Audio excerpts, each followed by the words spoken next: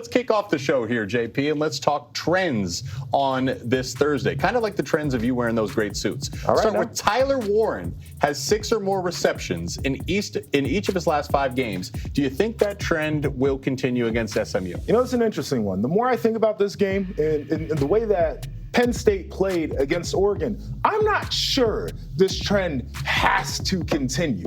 I thought their offense showed as much diversity as we've seen in a while. They got the run game going. They pushed the line of scrimmage. Some of the wide receivers showed up, actually caught the football, which is a big deal for them. I thought Drew Aller looked as good as he has looked all year long. The big question is, without Bo Pribula, the backup quarterback who has played a lot in packages, maybe Tyler Warren takes some of that burden because he is a guy who has shown that he can be very versatile. He's a high school quarterback. He's thrown the ball in football games.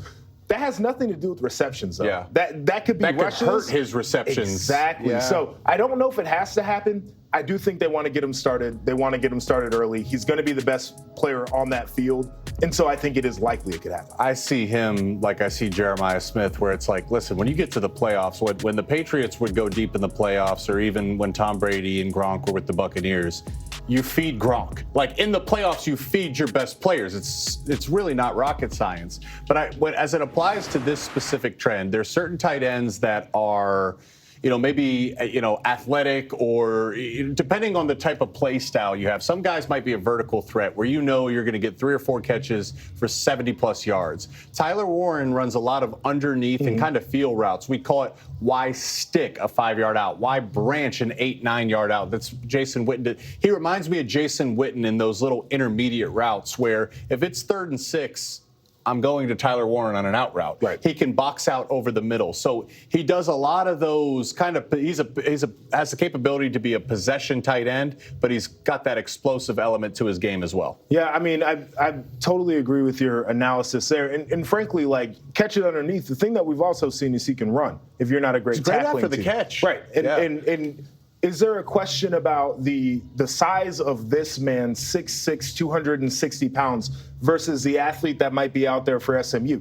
It's a very fast team. I don't know if they stand out from a size standpoint, so maybe there will be the opportunities for him to just body people as they're looking to move the ball down the field. I love Tyler Warren. He's a great, great player. Another guy I love is Trayon Henderson. He's an awesome guy, but as far as the game goes, he needs 58 yards to move into 5th place among all-time Ohio State rush yard leaders. JP, do you think he's going to hit that mark against Tennessee? I mean, first off, this is a phenomenal list. Right. Tim Spencer, coach for the Chicago Bears. His son, Evan Spencer, grew up in the suburbs out here, played for the Ohio State University, for the folks out there watching.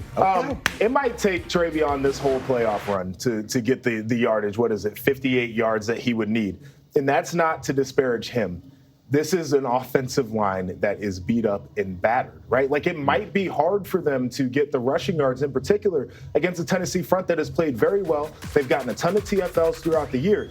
Trayon Henderson, his superpower is that he could break a long one at any point. So I wouldn't be shocked if he had a 40, 45, 50-yard run. He's got that type of breakaway speed. But if it's this continual try to run it, get the tough yards in the middle, it's going to come 2, 3, 4 yards at a time, and I don't think you can give him that many carries to get him to 58 yards. You know what's interesting is you're right. It might take him the entire playoff run to get there, but it also might take him one play to get there because he's got that home run speed. If there's a crease, he's going to hit it. I think Trayon is one of the more interesting players here in the postseason because we've talked about him now for a few years, Joshua, as when he's healthy, one of the best running backs in college football, and I believe that's true. So then Ohio State goes out and gets Quinshon Judkins, and Trayon says, hey, I'm cool with this. Why? Because he knew splitting carries with Quinshon was going to keep him healthy. Right. They did that for this postseason. That's a great point, The Jake. fact that Travion's here healthy right now, like, I'd imagine, like, you planted those seeds over the summer.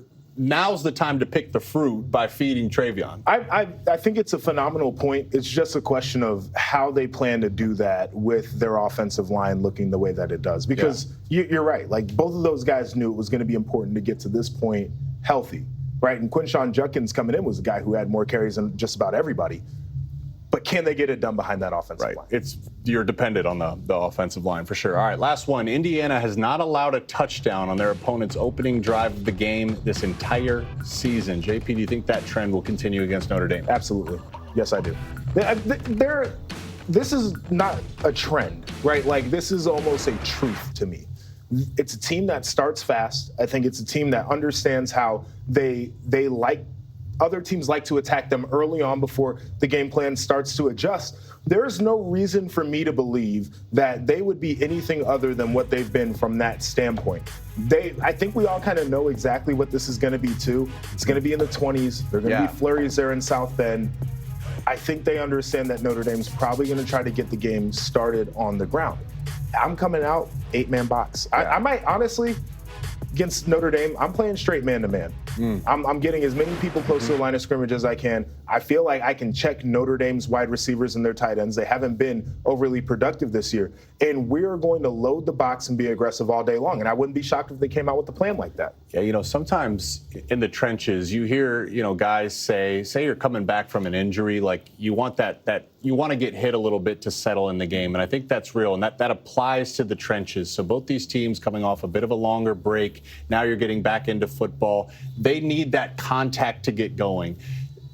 I've said this. I feel this is going to be a lower scoring game. You mentioned the elements. There's going to be fewer possessions as both teams want to emphasize the run. And Indiana, what makes them such a great defense is their structure. Like they're not exotic like some other defenses, like maybe Penn State was under Manny Diaz. They're just going to play fundamentally sound, gap sound defense, and they're going to tackle really well. That for teams to beat them like Notre Dame, it's an investment over the course of the game. I think they're going to stop them there early. No, I tend to agree with that.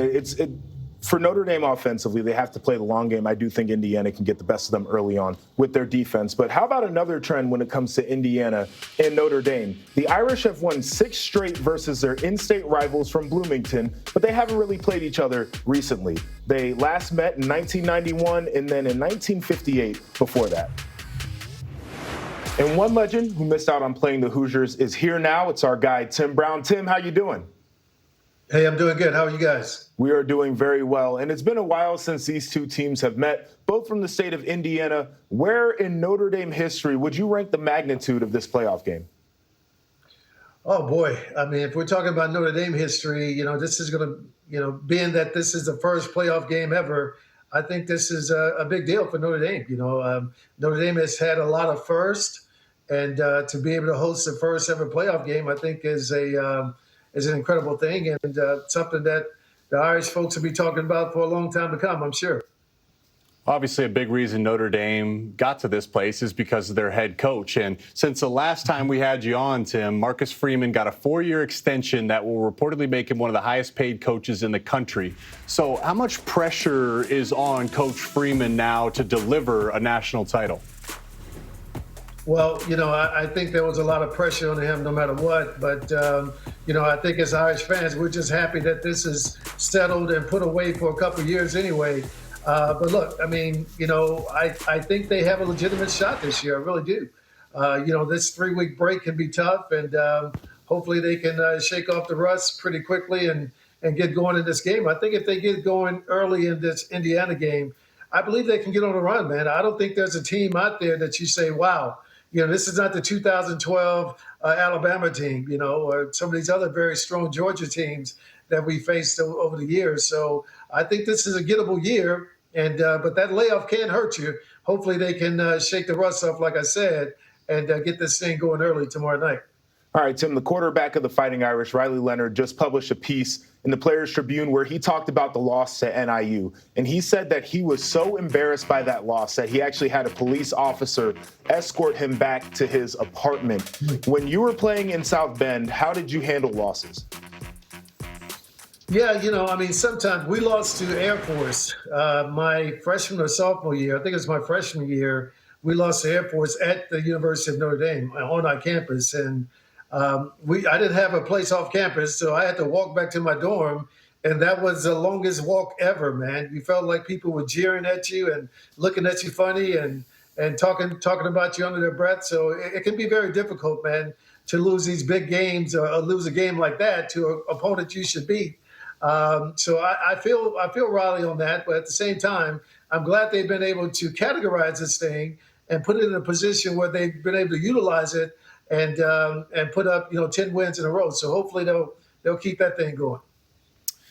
All right, Tim, we're just about there. We're just about that 24-hour mark out from kickoff. So it's prediction time, naturally. Who are you taking in this game and by how much? Well, obviously I'm going to take the blue and gold. I'm going to take the Irish. But no, I think, like I said, this is the football team I think it can really go deep into the playoffs. Being that next week the Georgia game would be at a neutral site, I think that helps them out tremendously. I'm going to go 27-10 Irish in this game. 27-10 is a little comfortable margin. win. A little margin a comfortable win. All right, now. I know you'll be on site and in person, so that's exactly the outcome you're hoping for. I'll be there too. I'm hoping for a bit more of a competitive game. But thank you, Tim. Great to see you. Good luck to your Irish. Thanks, guys. Appreciate you.